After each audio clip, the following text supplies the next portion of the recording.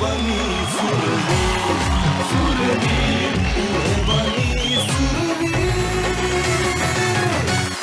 Tension का माहौल एकदम बढ़ गया बा भैया। कहाँ से कि दूगो प्रतिभागी गायकी पेश कर चुकल बा लोग। दूगो प्रतिभागी के बाद ये समस्त भोजपुरिया जहान के, ये समस्त भोजपुरिया दर्शक लोगन के और समस्त हिंदुस्तान के ही पता चल जाई कि आज महुआ प्लस के मंच से ये प्रोग्राम से जेकर नाम बाटे सुरवीर संगीत के महासंग्राम से विजेता के रूप में के सबके सामने आयल बा।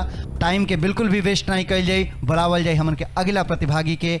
और वो अगला प्रतिभागी बाना बिहार झारखंड के सुरमा से चंद्रेश।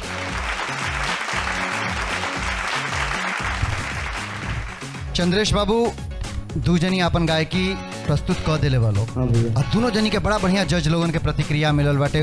ई प्रतिक्रिया देख के कहीं कोनो ना वैसन प्रतिक्रिया तो देख के हिम्मत बढ़ेला भीतर से। बहुत बढ़िया बाटे, चाप के गाई बिल्कुल चाप के गई है। सबका आशीर्वाद बा तोहरा संगे, लेकिन एगो चूक तोहरा के बहुत भारी पड़ सकेला। और अगर बढ़िया गा देला, ओ लोगन से बढ़िया गा देला तो जान लग हो जाए जौन ट्रॉफी रखल बा ओकर मालिक तू ही बन सकेला, ओकर हकदार तू बन सकेला। देखल जाई। हमारा तरफ से ढेर सारी शुभकामना बाटे।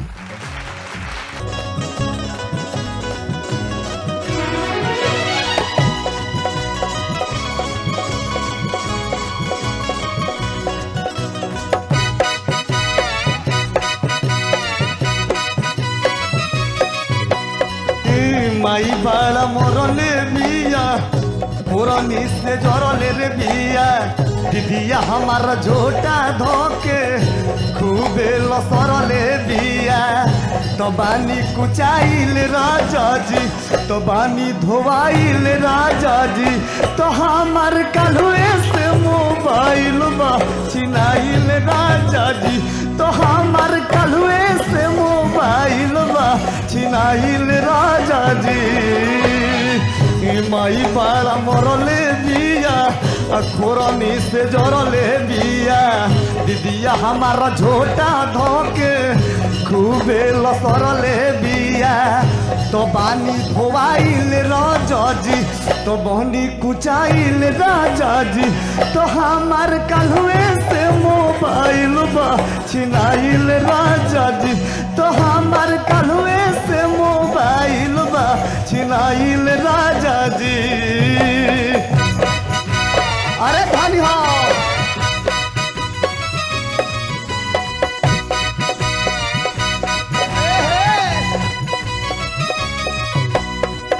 नाम कोटो बोले बालोग हाई स्कूल से भैया को तू पढ़े जानी जाइए अबते भूल से।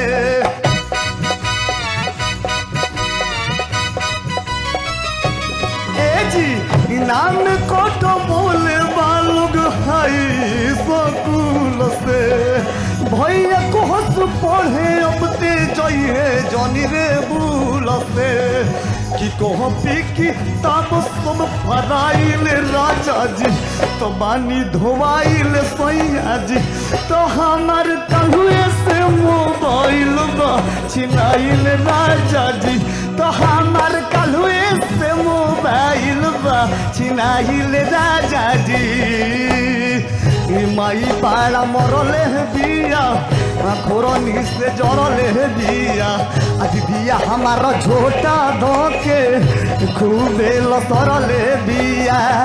तो बानी कुचाइल राजा जी, तो बहनी धोवाइल सैया जी, तो हमार कलुए से मोबाइल बा छिनाइल राजा जी, तो हमार कलुए से मोबाइल बा छिनाइल राजा जी, तो हमार कलुए से मोबाइल बा छिनाइल राजा जी, तो हमार कलुए से मोबाइल बा छिनाइल राजा जी।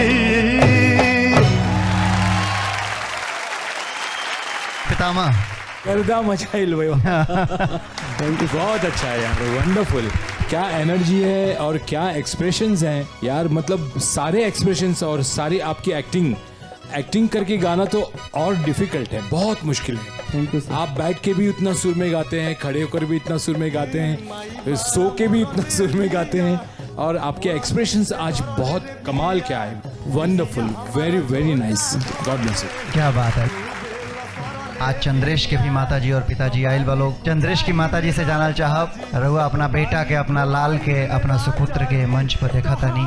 एगो महतारी का सबसे बड़ी ख्वाहिश होला, सबसे बड़ी उम्मीद होला कि ओकर बेटा एक दिन अपने दोनों पैर पर खड़ा होके और गांव समाज में नाम रोशन करे। आपका ये लड़का तो पूरा हिंदुस्तान लेवल पर, पूरा वर्ल्ड लेवल पर अपन नाम रोशन कर रहा बा अपना गायकी के माध्यम से। एगो महतारी के रूप में आपका आप महसूस करते हैं? बचपना से ही रहन छोटा सा, तबे से ही गाना गावत चली हन।